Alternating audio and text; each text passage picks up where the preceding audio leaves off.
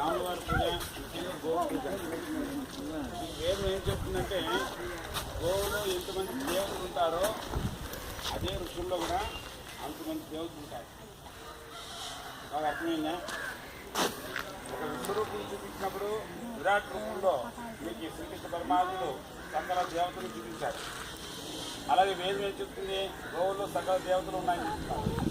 అలాగే అశ్వత్ వృక్షంలో కూడా సకల దేవతలు ఎట్లా అంటే అదే చెప్పింది, మూలతో బ్రహ్మరూపాయ, అమృతో విష్ణుని, అగ్రతో శివరూపాయ.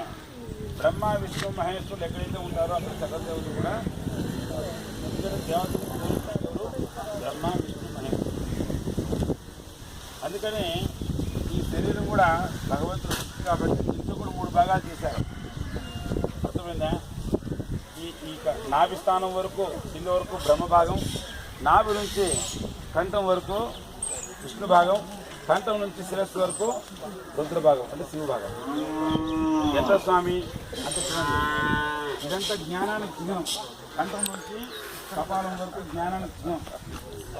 అందుకని అబద్ధాలు చెప్పకూడదు, ఇతరుని దూషించకూడదు, ఇతరుని మానసికంగా మనం మాట్లాడకూడదని చెప్పి. ఎందుకని అది రుద్ర భాగం కాబట్టి శివ భాగం.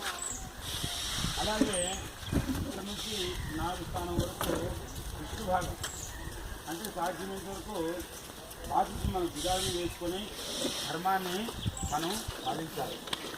విష్ణు ఏం చేస్తాడు? పాలకర్త అన్నమాట, ధర్మాన్ని పాలిస్తుంటాడు.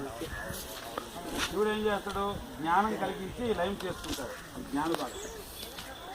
అందుకని శివారాధన తప్ప మోక్షానికి వేరే మార్గం